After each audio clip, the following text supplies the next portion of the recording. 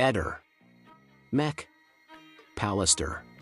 Quindi Sebastiano, ti hanno condannato di nuovo, non ne vinci una a quanto pare. Diciamo che non è stata accettata la nostra richiesta, tutto qua, e di conseguenza quello che sarà da pagare. Beh sì, 3.000 euro non sono poche. No, non è questo il problema. Tu devi capire che siamo di fronte a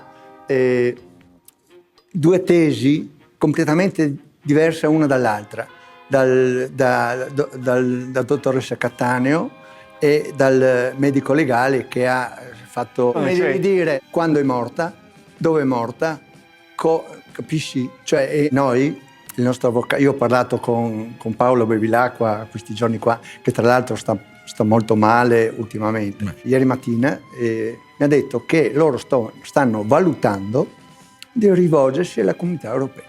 Noi andiamo avanti sulla mia strada, capisci? Su quello che è evidente, cioè ci sono delle cose che comunque non quadrano in tutta questa indagine. Sono passato 4 anni, 4 anni. Beh, la Cassazione comunque dice che non c'è bisogno di una superperizia, non c'è bisogno di fare la bella. Chi lo dice questo? Beh, la Cassazione... Sì, ho capito, in base a quello che ha detto la dottoressa Cattaneo.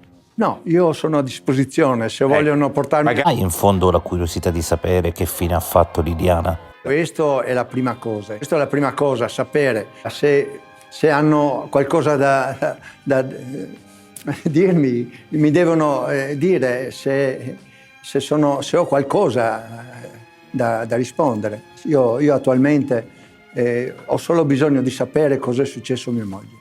Sono 4 anni. Hai in fondo la curiosità di sapere che fine ha fatto Liliana? Guarda, a questo punto non so cosa dirti, perché ti dico sinceramente, se io avessi avuto bisogno di fare del male a mia moglie, che senso ha portarla in un boschetto, impacchettarla nei sacchi qua e là?